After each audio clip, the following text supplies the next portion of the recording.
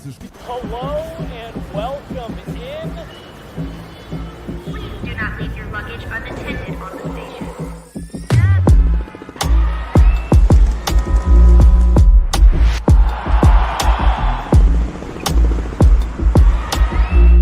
Welcome to the show. Welcome in. How's it going? Ooh, as I realize I'm slunking in this chair a little bit, it's eating me up. Tuesday afternoon, Guerrilla Sports Off Ice, Jesse Montanto. That's Meghan Angley right there. How you doing today, Meghan? I'm doing really good. How are you? I'm doing just great. I was feeling a little bit warm. The AC just kicked on. See, we have to go, at least me, because I'm a weenie. I have to go hoodie in the office because it is so cold upstairs.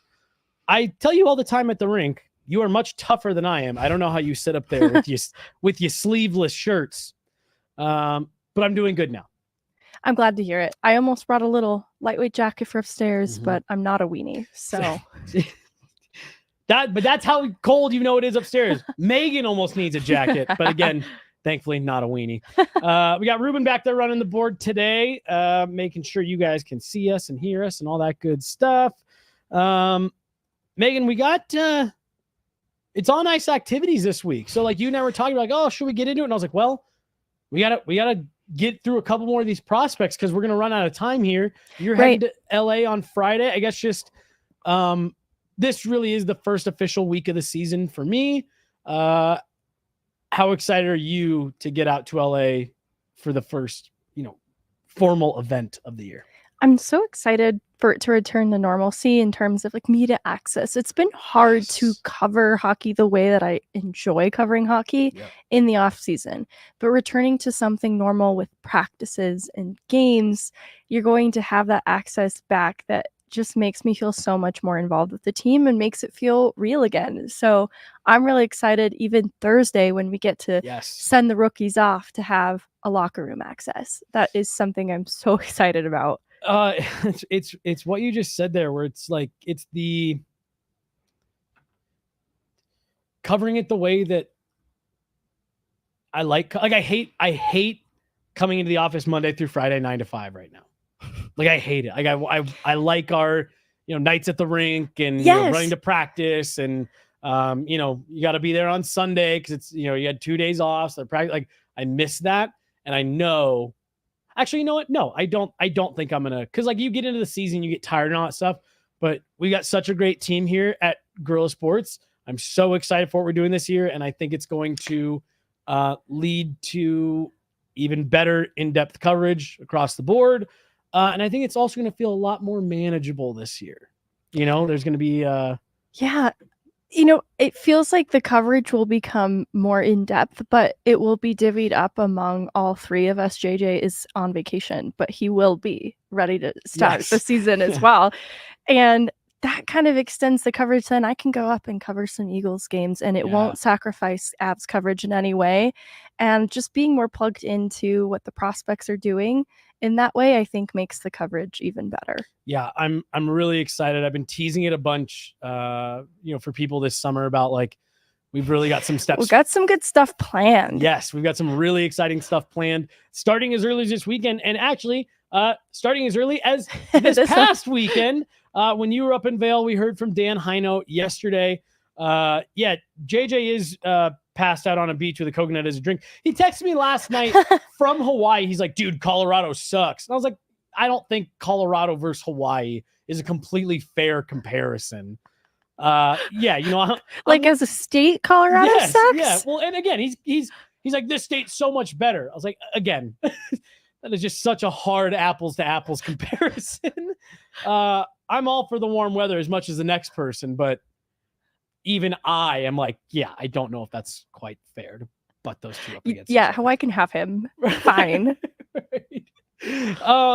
We talked to Dan Heino, or you talked to Dan Heino over the weekend. We heard from him yesterday. Again, I got to give another shout out to you for the work that you and Mark, who I know is back there listening, did up in Vail this past week. The interviews you guys got, the shots you guys got. That the full weekend video will be coming out here hopefully in the next day or two. But also the interviews you got, which will be incorporated into that longer video, et cetera, et cetera.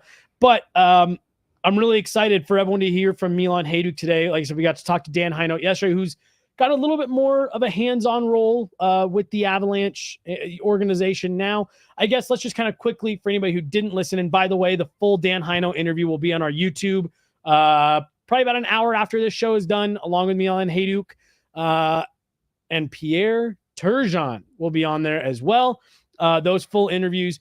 But just your thoughts real quick on what we heard from Dan Heinold yesterday, just kind of a quick sum up of the whole conversation. Well, his enthusiasm about the role of the Eagles was palpable. So that was a big takeaway. And there was an emphasis on his philosophy with the coaching to really work to mold these young players to address Avalanche needs to best set them up to get a call up to the NHL one day. And so that was sort of his developmental focus with these players going into this next year. And he's really excited to lean into that side of his coaching, working with these players. The other thing that stood out was his emphasis on their off-ice character and setting themselves up to be not only good hockey players, but to have a well-rounded life outside of hockey as well. Yeah. It was, again, go back and watch the episode yesterday. We hear the full interview. Megan and I talked a lot about Dan Heinold and his role with the Eagles.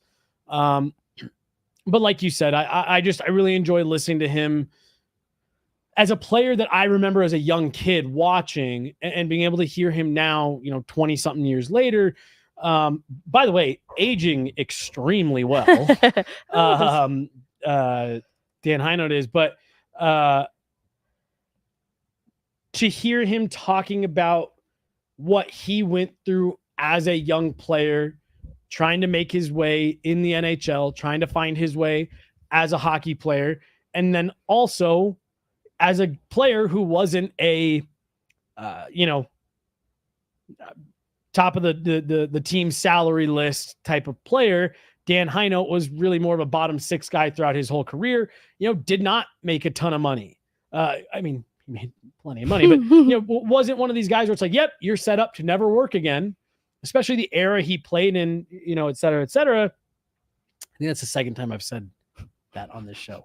The era he played, the role he played, what he mentioned it yesterday. Unfortunately, he said, a lot of these guys need to think about what they're doing next. And it was just really interesting to hear him not only understand that, but be able to draw on his own experience as a player who, was an NHLer, but again, was not a household name. Yeah. And he got to play with household names because of who he was as a player. And I think that kind of experience is going to translate into his coaching in such a valuable way for these young players. Totally.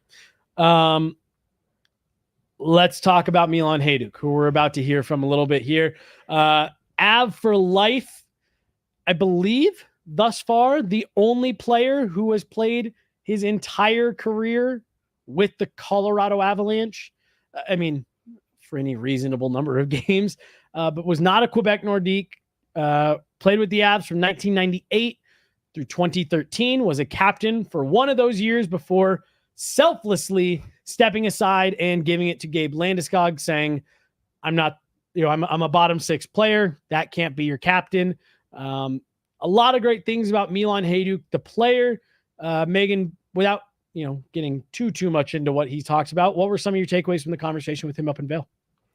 How relaxed he was in that environment. I really liked seeing all of these players in that setting, but it is very humbling to sit across from such talented players who've accomplished so much in their careers and just get to talk about different things, right? Their hockey path, of course, but talking a little bit about his son being at Dev Camp, getting to wear an Avs jersey. It's clear to me how much Colorado meant to Milan Hejduk. And so he's a fan favorite for a reason, and that feeling is mutual, and his continued involvement in the Alumni Association reflects that too. Those 1,000+ career games in an Avs uniform. He's a Colorado guy, and I just love having a player like that be a part of the franchise and the history. And I love his take specifically on what the future direction is for this team, because that is a guy who understands what winners look like. And so to hear him talk so optimistically about what's in store for the Avs is probably my favorite thing about it. I'm with you. That was, and I think what you just said is totally right, Megan. This is a guy who won Stanley Cup, but was part of that 90s, early 2000s, juggernaut version of the Avs that really probably should have had 2 or 3 more cups. But it's one of those great, sports eras where it's like, yeah, if it wasn't for this other juggernaut that also happened to be in their division, and also, oh, by the way, the Dallas Stars, who were kind of like a mini juggernaut, also in their, in their conference. So he got to play during that era where it was like, yeah, that Avs team from 99, or really 96 through 2003 could have had like 4 or 5 cups, and they were always going deep. And so, yeah, if he's someone who talks about a team having what it takes and being able to look forward, maybe listen to that kind of guy. His continued goal scoring throughout his career, too, the numbers he was able to put up, even as his career was more so on the decline, are so impressive to me. And with the captaincy for Landeskog, the anniversary of it was just a couple of days. It just felt kind of a nice full circle moment to hear from Milan Hejduk, too. Well, and I don't want to harp too much on the Landeskog thing, but that's these are super competitive guys at the any athlete at that level, highly competitive, wants to win, wants to be the best. Him giving up the captaincy, I thought, was the ultimate show and display of leadership, was having the understanding of what a leader in that specific role needs to do, the kind of respect they need to command. And then again, having the awareness to say, I'm not checking all of these boxes. I need to hand it off to someone who not only will right now, but I think could be the face for a long time. That's an unbelievable show of maturity, leadership, and the belief in rising tide raises all boats. I'm not trying to wrap myself in personal glory with this. I want what is best for the team and the organization. And that's something that, like, I think his number hangs in the rafters for that alone, almost. You know what I mean? There's a lot of reasons that I trust Milan Hejduk, but his recognition that Landeskog was the future is one big reason in that. And how about, let's even take it a step further, because when Gabe Landeskog was named the captain, there were a lot of critics, especially those first couple years. This kid's too young, wasn't ready for it, doesn't know what it takes to lead at that age. And Gabe Landeskog would probably tell you a lot of those same things were true, now looking back. But what about the ability for Milan Hejduk to see in Gabe Landeskog the potential? And I mean, you could ask, I think, a lot of players around the league, a lot of media pundits, a lot of folks that work in the league. Gabe Landeskog is one of, if not the best captain in the NHL when he's healthy and in the lineup. And for Milan Hejduk to be able to see that from such a young age in Gabe Landeskog is, like you said, another reason to trust Milan Hejduk. Anything else before we roll this? No. Let's get to it. Milan Hejduk, Avalanche forward from 1998 to 2013, and Avalanche captain 2012-2013 season. Meghan Angley caught up with him this weekend in Vail. How's the weekend going for you? Good. I just got here last night. We got a little bit get together last night, and today the clinic and game. It's obviously a fun weekend. It's awesome. Did they golf yesterday? Yeah, I did. Yeah, I got something in my low back, so I kind of opted. So try to save it for the game. That's incredible to hear. Mosher was telling me that your hands are the same as ever. It's No. He's making it bigger than it actually is. Yeah, Mosh. Yeah. Yeah. Awesome. So you just got back from a sold-out youth hockey clinic on the ice with some of the young players. What is so important about these events and giving back to the local hockey community? That's really, really cool. Someone like me, I spent an entire career here in Colorado, play for the Avs. So giving something back, it's great. It's so much fun. We we had so much fun with the kids on the ice today. Try to teach them a few things, show them a few tricks here and there, and something what can serve them well in their hockey careers. How do you feel about connecting with? Oh shoot! Good call. Yeah. Have you cut it early? Yeah. I might have you answer that question. Sure. again. Yeah. Oh no, it's all good. Yeah. Oh, good. Yeah. You just didn't hear me Yeah. ask. Perfect. You've been a fan favorite in Colorado. How does it feel to be on the ice with the next generation of young hockey players? No, it's great. Obviously, we try to grow the game of hockey here. Obviously, since the Avs moved to Colorado in '96, it's been a boom of hockey, and especially now we try to capture the latest success of the Avalanche team with the 2022 the Cup run, and they be literally a Stanley Cup contender every year. So I think you see boom of hockey. Kids want to get more into it, and we us as alumni, we try to help out and any way we can, and show them a few things, and once you get into hockey, you're usually hooked for life. Really, you're either some guys will end up playing or girls playing pro hockey. Some will end up just a fans. You end up playing some adult hockey leagues. You're just a fan. So you kind of the hockey sticks with you forever, really, right? So that's what we try to do. And your kids grew up playing hockey in Colorado. How have you seen the growth of this sport take off? Yeah, it's huge. Like I mentioned, since '96, we literally. I think my first year was '98 here. Actually, there was not that many rinks. Now we have more rinks. Definitely more kids playing hockey, and the game is absolutely growing, and it's going the right direction. So yeah, we like to see it more, and we're as alumni, we try to work on it.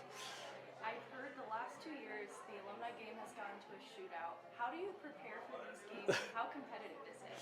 Well, like it is a charity game, but both sides want to win. Obviously, they're a good team. They're a semi-pro team, and we don't want to lose either. So sometimes it starts a little bit slow, but the game kind of ramps up throughout the game, and yeah, they're tight games. Last 2 years in shootout, so end up in a shootout. So we'll see how it goes this year. But yeah, I think we have a really good lineup this year too. Who are you excited to play along? Well, it's nice to see Pierre Turgeon back. He got hurt last year a little bit, so it's nice to have him back. Dan Heinold, haven't seen him for a long time. Now he took a job with the Avalanche, with the Eagles. So there's a bunch of guys here, and it'll be fun it's fun to get together and play a game again.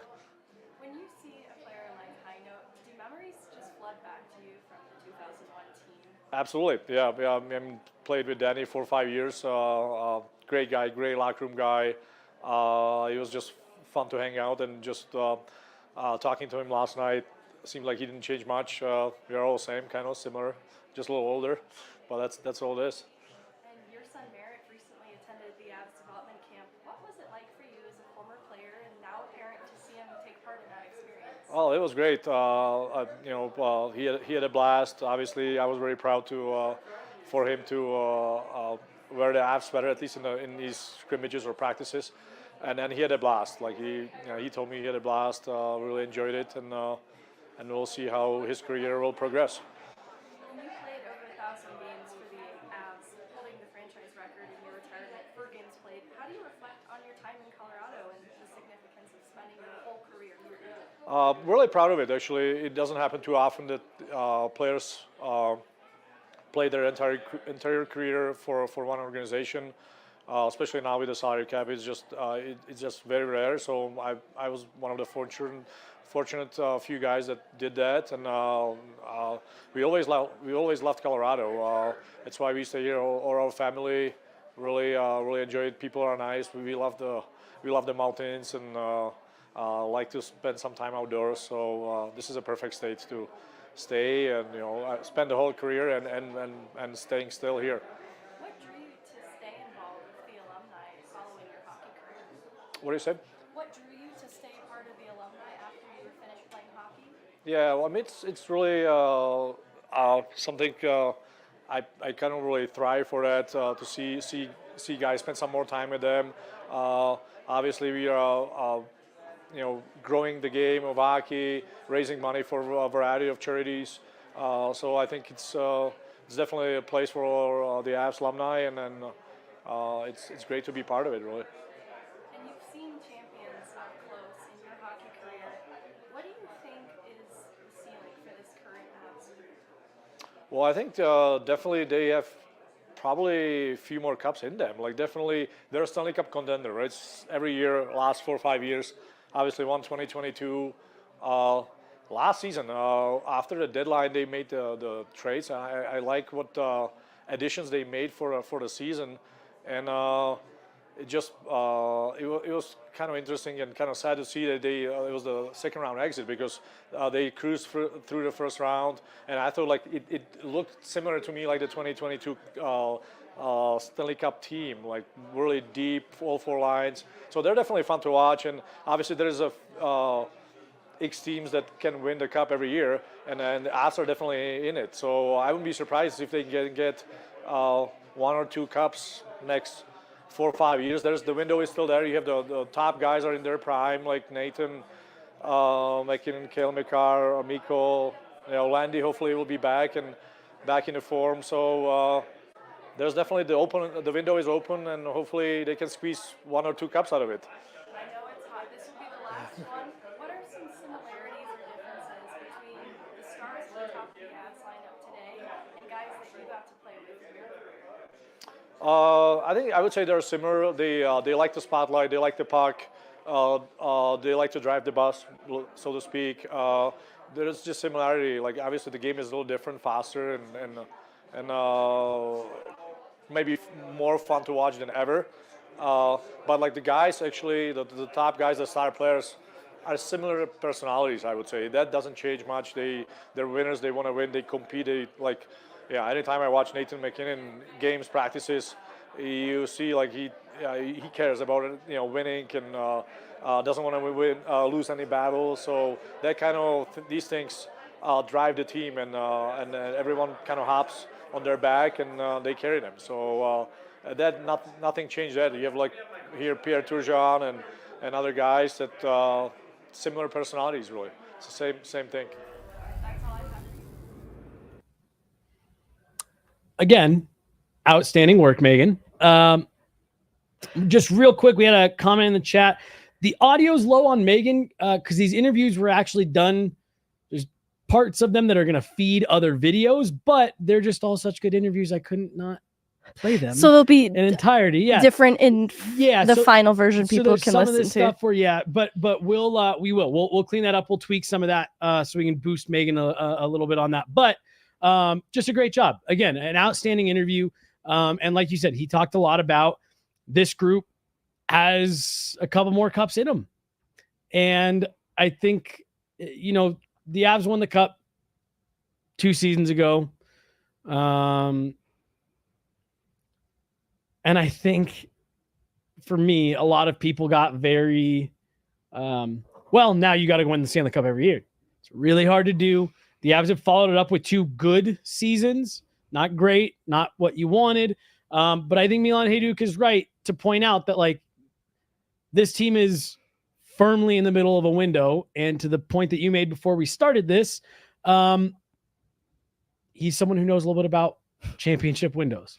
And I think the later question, since you can't totally hear what it is, it's something about recognizing winners. Like what makes the stars of the Avs today similar or different from the stars that he played in his era of hockey. And he talks about how there aren't many differences, that these guys are cut from such a similar cloth. And I do think that there's a lot of truth to that. One of the items that was in the auction for this event was a Crosby, McKinnon, McDavid, Tkachuk. I think even Taylor Hall's signature was on it.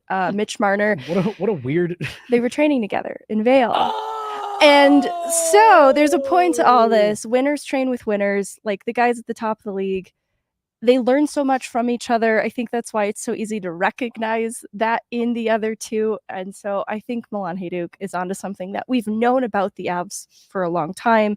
And it is how that culture drives the bus. Even something as simple as McKinnon returning to the ice at family sports and the intensity of these captain skates, if you will, appear to ramp up. I haven't been there to, corroborate that in person, but that's what people are saying. And I believe that. I believe that the intensity ramps up the minute MacKinnon gets on the ice. Well, and we're going to, I don't want to jump the gun too much. I want to say talking about Hejduk, but relative to what you're talking about, I hear, at least from a lot of people, and I'm sure you hear similar things, that there are people out there that don't like MacKinnon's approach to all of this, and that it's too intense. I think it's misunderstood. I completely agree. And Jared Bednar told us last year, Megan, that if you're dealing with him for the first time, if you're new to the team, that it can be a little like, whoa. But like you said, it comes from the place of he's a winner and Nathan MacKinnon understands what it takes to win.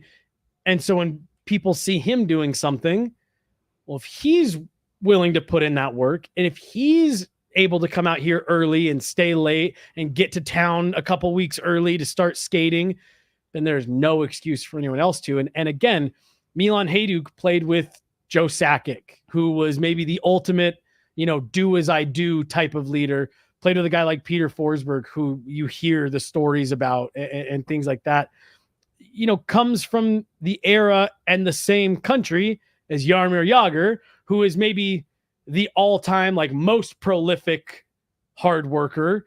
It does, in the same way that the Ted Lindsay Award means something a little bit more to players because it is based on what other players have to say. When a guy like Milan Hejduk recognizes those types of qualities in players that are on the current version of this Avs team, that should be something that gives fans a little bit of hope isn't the right word, but take a deep breath. They're still right in the middle of this window. Yeah, because there's a lot of other talented players and other teams to contend with. The title defense season felt cursed for the Avs. And then the year that followed, it felt, I don't want to say charmed, because it felt like everything that we saw was the product of hard work. Mm-hmm. And that's what I think went so well for them last year. I think it's why the trade deadline acquisitions fit so well, is because they brought in additional hard workers who really understand what the Avs are trying to accomplish. And it's why, looking ahead into next season, I don't think that they need to operate on very much luck. I think that they were in such a good position, and the misfortune of the Dallas series, Devon Taves also being ill for that game, in addition to losing Val Nichushkin, that was a lot of misfortune in one place. I think that should have been a 7-game series easily with this Avalanche group. And not only does it remain relatively intact, they've added some intriguing pieces to the bottom of their decor with a player like Oliver Shillington, who I think is going to be competing for some kind of second, third pair fringe role. And I'm excited to see then what this new Avs group looks like going into next year. I want to circle back to not only that, but also Oliver Shillington. What a weird name drop, right? Yeah, well, no, and Tyson Barrie. I want to circle back to that too. Yes. And I can tell you have a lot to say about it, and I cannot wait. So let's put a bow on the Hejduk stuff, because we got a couple more things that we want to get through. I did, I made the comment to you. I had listened to the interview before, but just listening again back, it is just so funny. And Milan Hejduk is far from the only example. There's a lot of athletes across several different sports that call Colorado home after they're done. It was very well documented. I believe it was last year Hejduk sold his house. And along with that was the barn of, it was a sheet of ice that was, I think, 3/4. It was it had goals on either end, but it was, about 3/4 dimensions. But he is still living here. And I just find that so interesting that,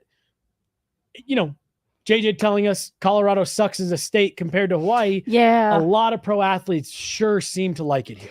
And a lot of them have been many places in their travels for hockey, so they've gotten to see and stay in a lot of different places to make that decision.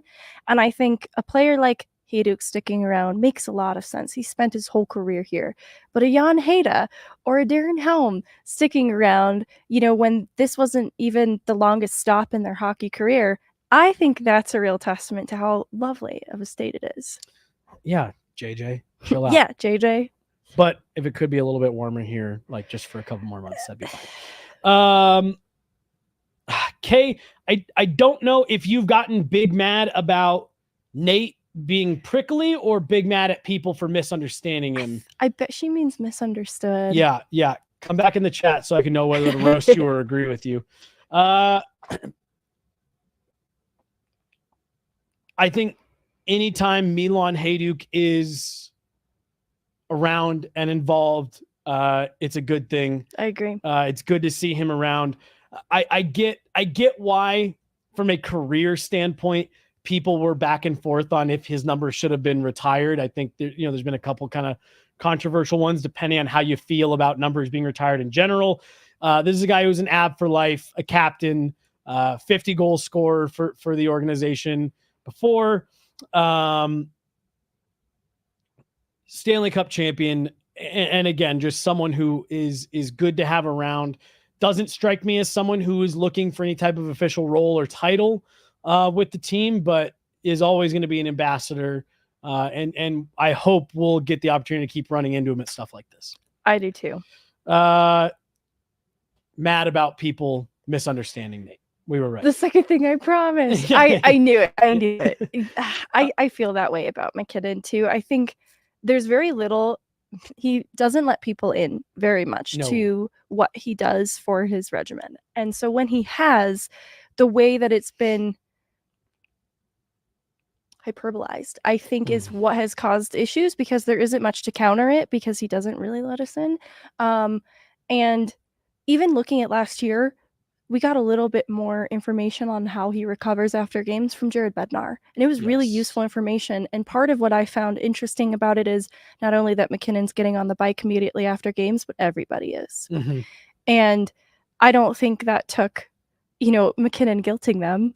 I think that they want to be doing that because they see the athlete who's the best in the sport is doing it, and they want to be better. I think it's as simple as that. Well, and it's also he's doing everything in his power to win, and you have no excuse to not do the same.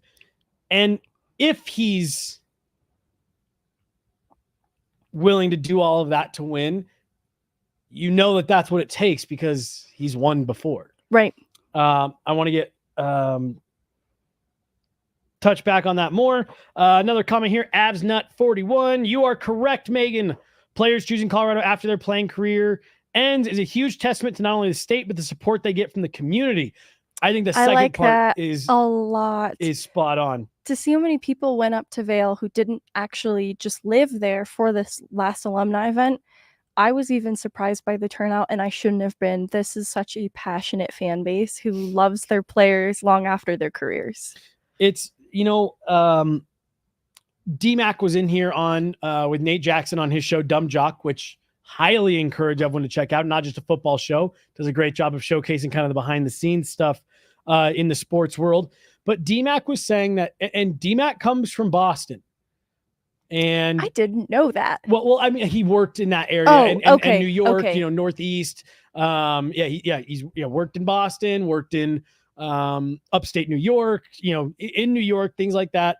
DMAC's been around for a long time, and he made the assertion on Nate Jackson's show last week that this is the best sports town in America.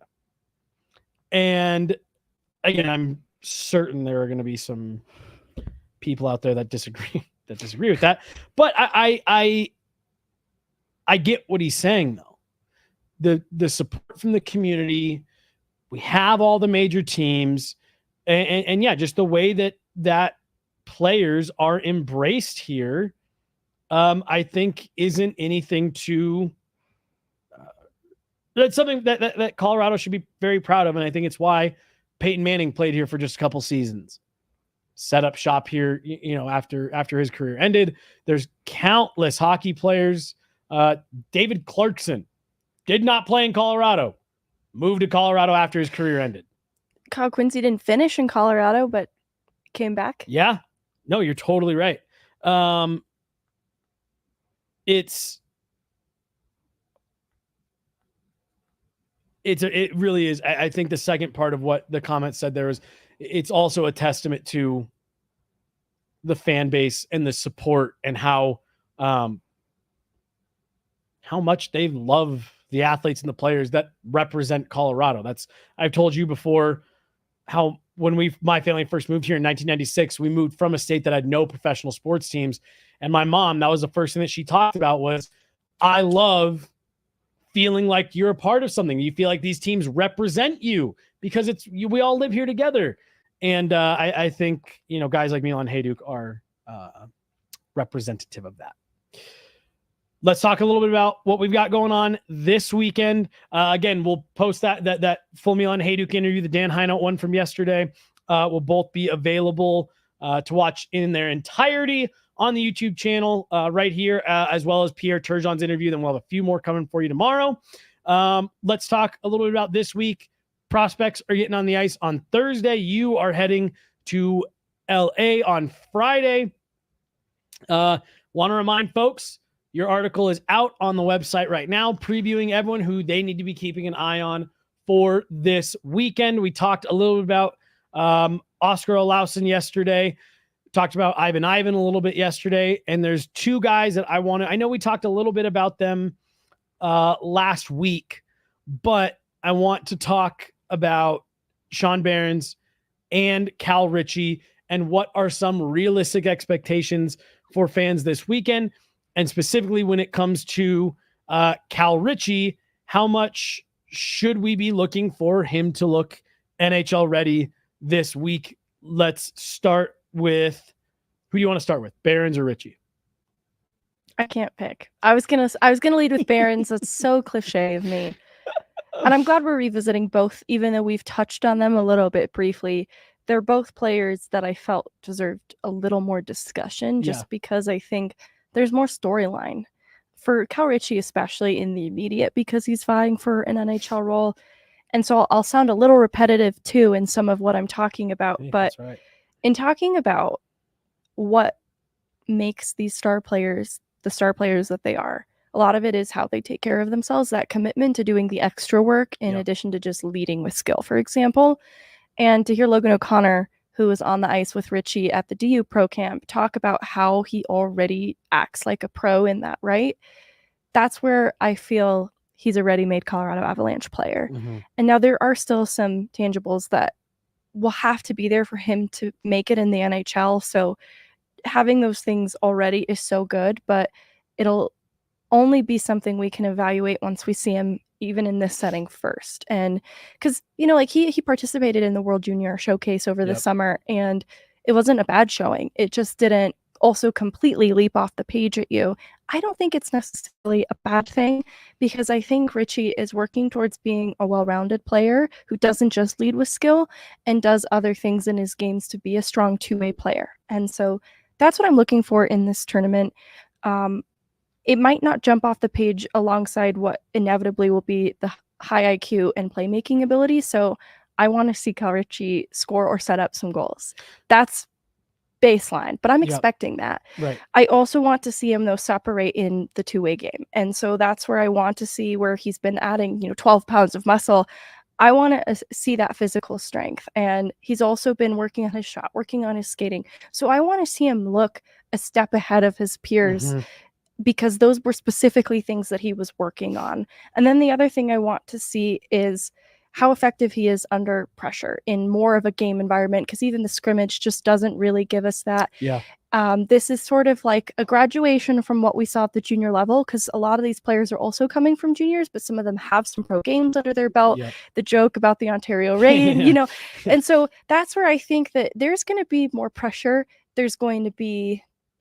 I think there are going to be guys, too, who recognize a Cal Ritchie and recognize a Macklin Celebrini and almost baptize them into Okay, so I was going to ask you about that when you were saying playing under pressure. I was going to say this seems like the type of weekend where there's going to be a lot of keying in on Cal Ritchie. I think there is. And, I see things through such an Avalanche lens. I know who Cal Ritchie is. Right. I just imagine in the hockey world that other players will have his number, not to like headhunt him, Right. but to try and You gotta shut be him aware of down. him, yeah. Yeah, to shut him down, because there are guys who are more fringe AHL players in these tournaments competing for jobs. And one way to make a case for themselves is to have a good rookie faceoff going into their main camp. And if they can shut down, you know, Avs' recent first round pick, Cal Ritchie, that's a good start for their job security. Mhm. And so I think that there is a little more at stake for players in this tournament than maybe people give it credit for. Like a person, you know, like a Sage Weinstein, for example, there's still a lot at stake, but it's not as in the immediate for his Right. job security the way it might be for other players that are playing opposite of Cal Ritchie, for example. I want to see a little bit of the I want to see the intensity from Cal Ritchie that looks like he understands he's competing for an NHL job. And I want to make sure I'm clear. I have no reason to not expect that he will. But, you know, again, let's go back to what we were just talking about with Milan Hejduk and the work, right? And putting in the effort and what it takes to be a pro. And I know you said that, you know, when you talked to LOC, he was saying that they're seeing a lot of that. I'll tell you this as well. I spoke to someone about 2 weeks ago, maybe about 3. And I asked him about Cal, and they said he got to town early, and a lot of people were impressed by what they saw from a standpoint of exceeding expectations, including a couple key players for the Avs who were very impressed. Again, the line I was given was better than I thought from one player in particular. So I want to see him. I think him getting the contract is big. That's them saying we are anticipating that this is something that you can compete for. And I want to see him go out there with the intensity and the understanding of, you know, you just mentioned that there's going to be AHL guys competing for a job. So is he. Like he's competing for, are you an NHLer or are you still a junior player? And I want to see him come out and play with that. Don't play dumb. You know, don't play out of control. Play to your strengths, but be putting in the work and be showing an understanding of, I have to start being a pro player right now. I'm done with the, you know, he needs to approach it with like it's no more development. There's of course development still ahead in his future, but like you're not a junior player anymore. You're a pro player. Let's see those pro habits. It's a lot to ask for a guy who's never played a pro game yet, too. 100%. But, you know, if he's realistically looking at a shot in the NHL as soon as next year, that's where he's got to be. It's a great point. I like the point. part, too, you mentioned about other people seeing what he's been doing this summer, because he does show up to development camp in July and doesn't leave. And he is hungry for the ice, you know, participating in the DU Pro Camp with other hungry young players, including, though, Devon Taves and Sam Girard and LOC. And so I don't doubt that those, you know, just looking at Taves as important as he is to the leadership group, that's really valuable opportunity for 100%. Cal Ritchie. And Jared Bednar pulling him aside at Dev Camp. That was a conversation initiated by Bednar. Yep. And Bednar is someone to, I don't think he's hard to win over, but when he sees something in you, it's a good sign that he is willing to work with a player like you. And so for him to bend Cal Ritchie's ear and offer him some insights into what he should be doing to get to the next level, that is an understated vote of confidence from Bednar. He wouldn't be having that conversation if he didn't think it was realistic. 100%. I have been told before that the Avs and it's a coaching and management regime. They do not view the NHL as a development league. Yes. You need to be NHL ready if you're going to get into this lineup. And again, that does not mean that Jared Bednar won't coach guys, won't give them tips here and there, but he really does look at it as we pass those players off to other members of our organization. And by the time they get to us, if I'm talking to them, it's because we see the NHL fit, potential, readiness, whatever. So I completely agree with you. Devon Taves, I think, is a really understated leader in that locker room. Agreed. Maybe to an extent that a lot of the public doesn't quite know. Him being in with him. And I'm telling you that the couple players that I have heard that were impressed fall into that same category of key players in that room. But I really do. I'm with you. The vote of confidence from Jared Bednar, pulling him aside, taking the time to make sure, long conversation. Yeah. Have that conversation with Cal Ritchie. I agree with what you said there of he wouldn't be taking the time out to do that if there wasn't legitimate reason to believe that this guy could make the roster. Yeah. Has to make him feel good too. Cal Ritchie, that is. So I hope he's operating from a lot of confidence going into this tournament. I love the word intensity that you use. That's exactly what I want to see from Cal Ritchie. Because like you said, I'm almost expecting the production. Yes. Like that's if I don't see the production, I'm not going to be enough for me to write him off, but that would be disappointing. So that's something for me that, like you said, baseline, minimum. I want to see a little bit of that production, but I want to see the intensity and I want to see the leadership as well. He's only 19. He's not going to be like the oldest guy there, but for my money, I think he's the only guy going to this tournament this weekend that I'm legitimately feeling like has a shot at an NHL roster coming out of camp. That's not even really, it's not even really a shot at the guys that are going, but it's just there's so much competition for that NHL roster, not even including a guy like Jean-Luc Foudy. I think that he's one of the ones that go be a leader, go seize the moment, and yeah, go produce. Sean Behrens in a little bit of a different boat, but again, this is a player that is not a 18-year-old prospect. This is a guy who's got a few years of high-end, Division I for an elite Division I program under his belt. Dang straight. What are you expecting from Sean Behrens this weekend? And I guess what are you maybe hoping to see out of him? Well, where the expectation has been set coming out of Dev Camp, Wilsey talked about the timeline for a young defenseman more generally, but also specifically Sean Behrens being about a full year pro before they're really entering realistic NHL conversations. What I'd like to see is Sean Behrens challenge that and challenge that it's going to take a full year pro to enter those conversations. I want to see Sean Behrens make a case for an NHL debut this season. Maybe he doesn't have a full-time job. It's right. The decor is way too loaded up. So it's not even a slight at Sean Behrens that doesn't seem realistic.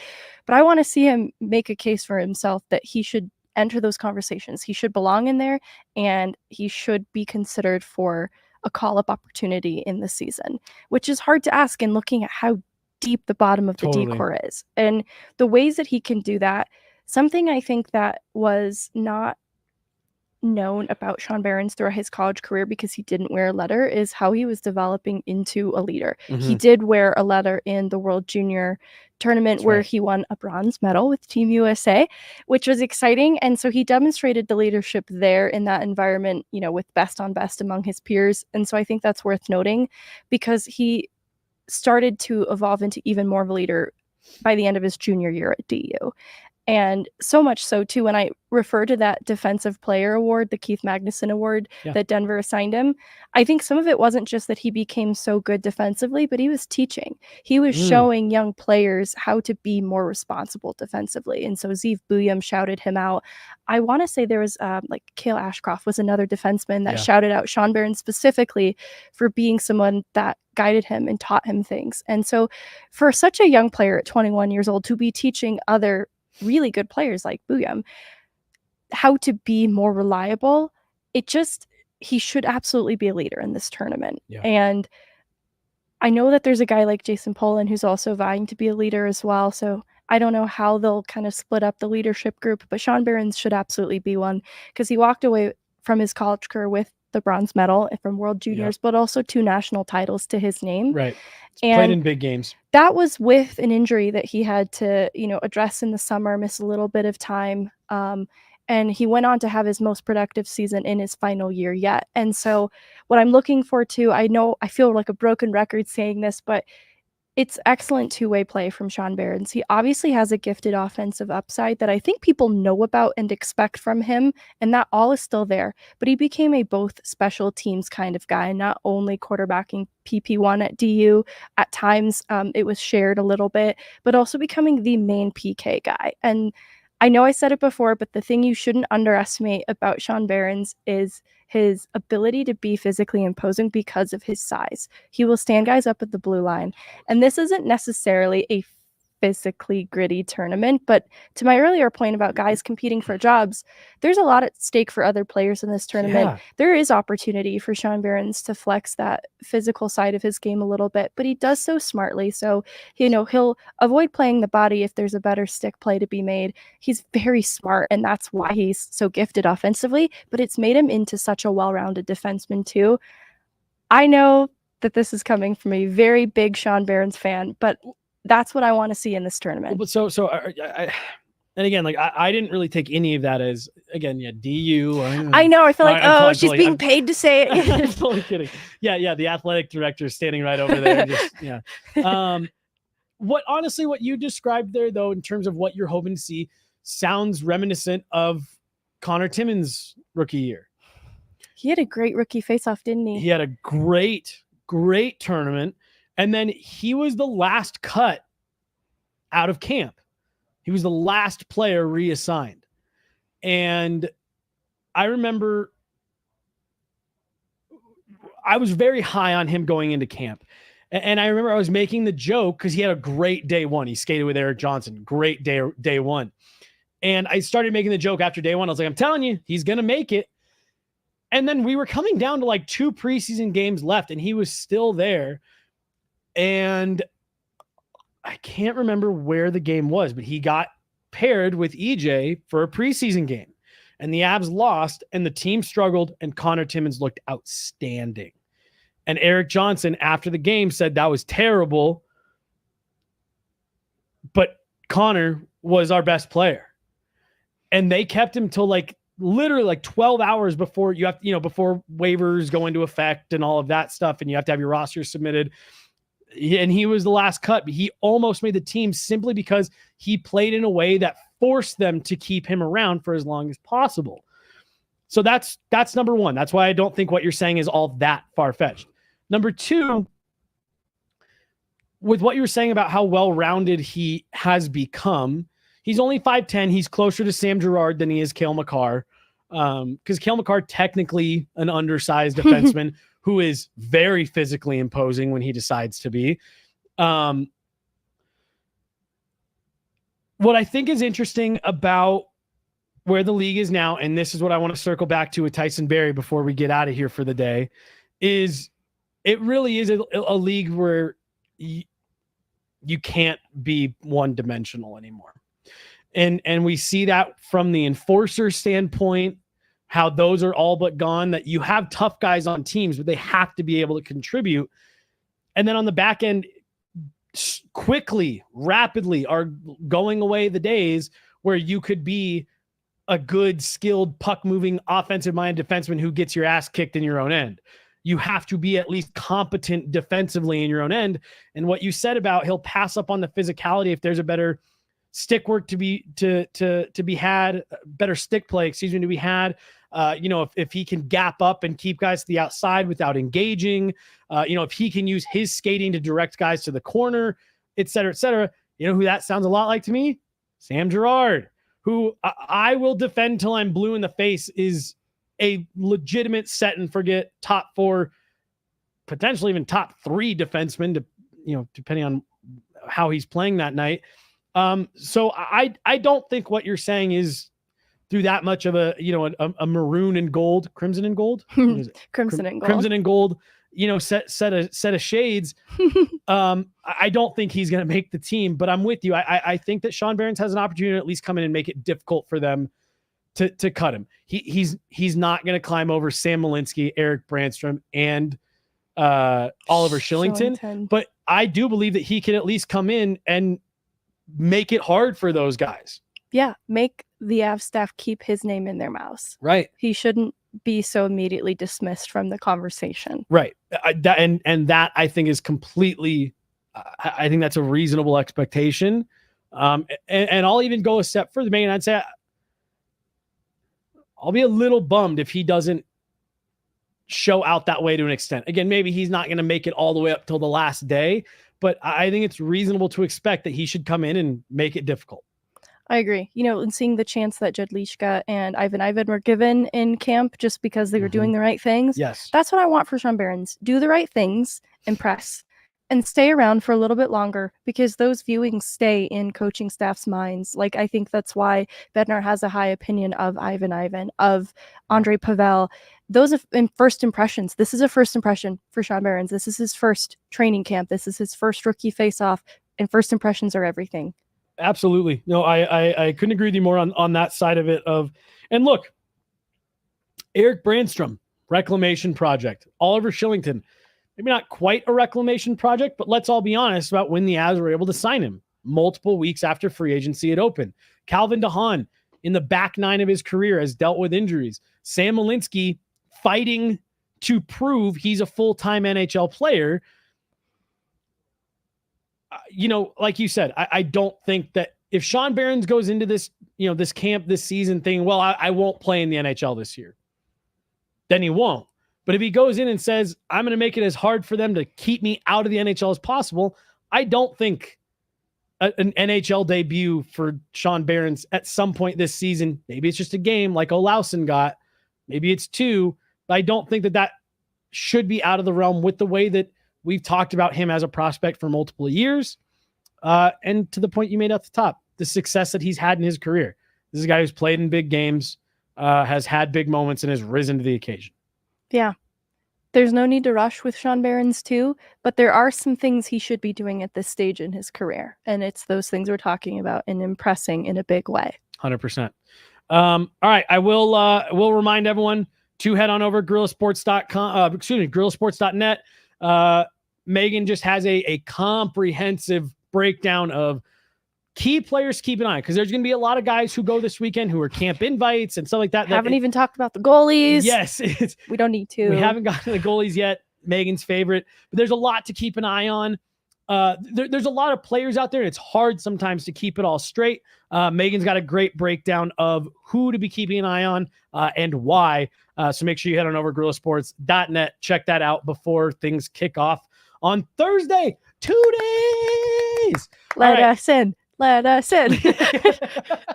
Let's we're coming up on an hour here, so we won't go too long on this, but I just want to let's just start touching a little bit on next week and main camp. We've got the golf tournament on Tuesday, which I think we'll be at. I hope so. I don't know, but I think we're invited.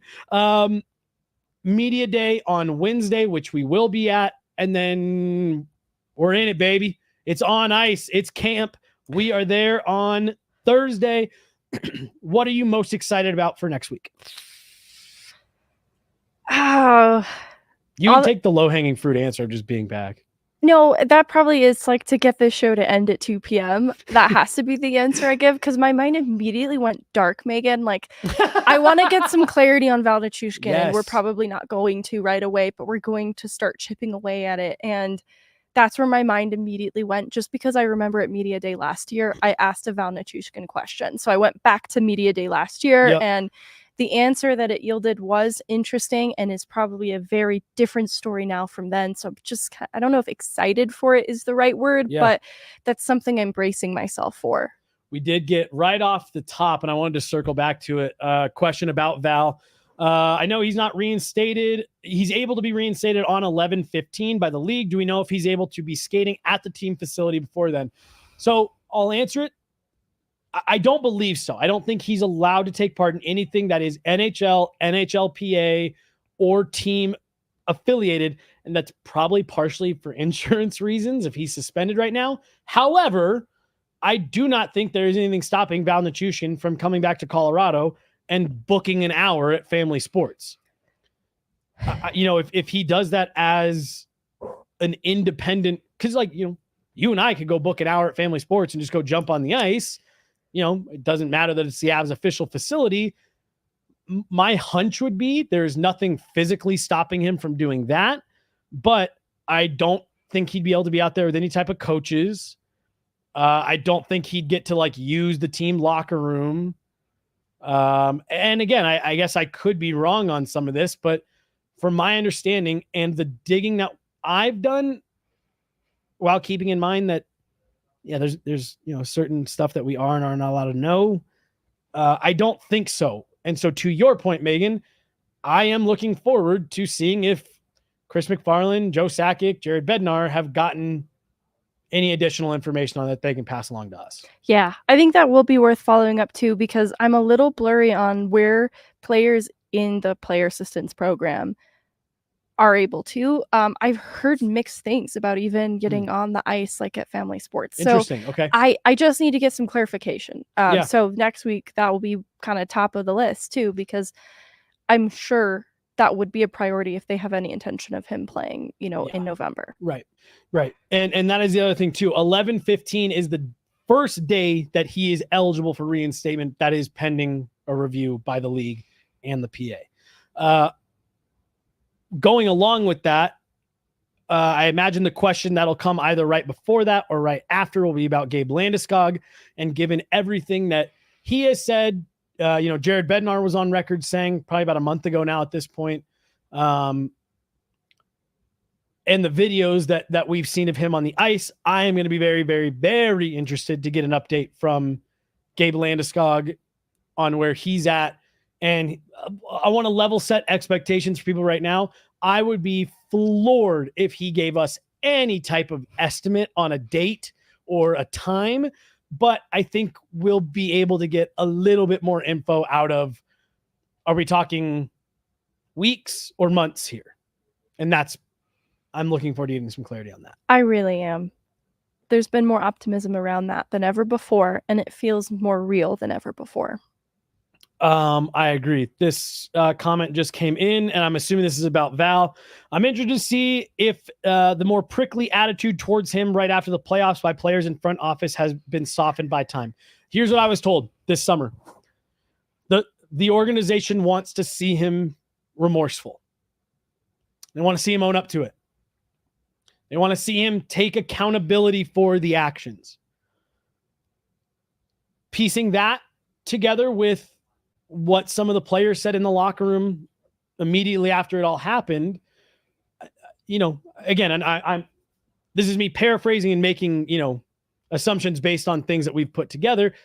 Sounds like maybe there is a little bit of a general sense of like, it's not necessarily that he doesn't care, but like he hasn't owned up to it, hasn't taken any accountability for it. And, based on the reports, Nathan McKinnon calls him. His top priority is to come back. Do you think that's true? I'm like skeptical of that report. Of that McKinnon calls him? Yeah. Every week. I'm skeptical of it. I don't doubt that Nathan McKinnon has checked in on him. I don't doubt that either. Because of the work ethic thing. I know they've really connected on that. But I'm with you. Here we go. Our guy Bolding. Imagine what those phone calls are like. Seriously though. But again, I'm with you. I'm a little skeptical that he's on the phone with him twice a week, checking in on him. Again, I can imagine that they've touched base over the summer. You could see a few texts exchanged, a couple phone calls. Right. Maybe a FaceTime once to, I'm not even sure I'm buying that. Right. But again, like I said, that's what I've been told, that the organization wants to see him say, I messed up. Yeah. And then I messed up again. And then I really messed up. And it's not going to happen again. And I'm not running from it. I'm owning up to it. And I think if he's willing to do that, I do think the organization is going to say, okay, we're with you. Let's go. Let's go do this. But if he comes back and it's like, what are you going to do? I don't know. I don't think the faith will be there. And I think it'll be, I think it'll be tense. But I'm going to try to be optimistic on it, and that he's going to own up to it. If that report is true to any extent, forget the McKinnon thing, but if the report is true that his number one priority is coming back to the NHL and playing for the Colorado Avalanche, then I have all right, what else can the Avs do but trust that this will be the time? You have no other option, right? I know for certain that multiple KHL teams have approached him. I don't think there's been any type of contract offer because of, bylaws and stuff like that. But I know for certain that there have been conversations of like, we've got a nice, shiny roster spot for you on the top line if you want it, Val. Right here at home. And if he really is turning his nose up at that and saying, no, I'm going back to Colorado in the NHL, then okay, maybe the third time drove the lesson home. Just got here. What report? There was a transcribed interview that came out, I think, 3 weeks ago? Yeah, it feels like a little bit now. From a former scout for the Russian national team, who was apparently good friends with Val, who was claiming Nathan McKinnon calls him twice a week. Val is training to get back to the NHL, and that he's working with a therapist multiple times a week as well. I think he has to. Yeah. As part of the program. So I believe that. That's required. But, we'll see. If that is the case, then again, like I said, all you can do is trust that it's going to work out. I'm also on ice stuff. I'm anxious to see Jussi Annunen. What has he done with this summer? And Kovalenko. Me too. I think those, they're going to impress in main camp, and I'm excited to see the strides Justus has taken. One of the fun what ifs of the Winnipeg series is what if he hadn't been sick after game 1. Yep, absolutely. And then the last one, and I don't know if you got a chance to see him at any of the DU on ice stuff, but I just want to see LOC. It was such a bummer to see him have to take so much time off. Want to see him getting back into it. He's such a, he's a hockey nerd, fun player to watch. Like, I think he's a blast to watch out there because of, his skating and how hard he works, et cetera, et cetera. I'm anxious to see him back on the ice next week. You and I will maybe start peeling the layers back on that a little bit more at the end of this week, either before you head to LA or while you're out in LA. And then, starting next week, we're full go on main camps. We'll get more into that. Real quick, 30 seconds, thoughts on not only Tyson Barrie signing a PTO, but that 2 seasons ago, this is a 55-point player, QB or PP1 quarterback. Now it's September 10th, and he signs a PTO hoping to land a job. I'm really surprised by that, to be honest with you. I am not so dialed into Tyson Barrie's career to know how the last few seasons have looked exactly, but I did not think they were PTO territory. No. Beyond just being, I think, still a very serviceable defenseman, he's one of the best teammates you could ever ask for. He's such a good locker room guy, and I know that by itself is not enough, but he's also still an NHL defenseman, a serviceable NHL defenseman. So I'm just curious to see what that's about. I'm with you. I know it was a rough year last year in Nashville, but that seemed like more of a product of the fit just wasn't right, and they didn't really like him in the lineup, and so they didn't have him there a lot. But at bare minimum, like you said, he's a serviceable NHL player, and at worst, he's an elite power play specialist. I'm just surprised that, because he's probably going to sign for a league minimum. I'm just shocked that the Ducks, Utah, San Jose, that one of these other teams wasn't $1 million, come just hammer one-timers on the power play and, help feed some points to Macklin Celebrini. Exactly. No, that's everything. All roads lead to San Jose. If Anna Chushkin needed a trade destination, all roads lead to San Jose. I don't know. Yeah, no, I'm with you. Much like Winnipeg in February, he's usually -20. You're not wrong. You're not wrong, vaguely. Megan, final thoughts? Anything else for today? No, I think we're good. No show tomorrow. We'll coordinate on if we're going to do something Thursday or Friday. Thursday would be maybe before you get out of town.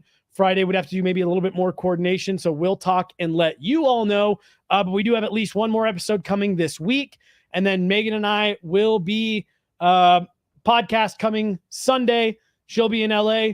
I'll be here in Denver. And we'll have post-game hits for you guys after every single game. We'll have breakdowns. We'll have interviews coming from the rookie tournament, and then plus maybe a little bit of extra fun content coming from you and Jay.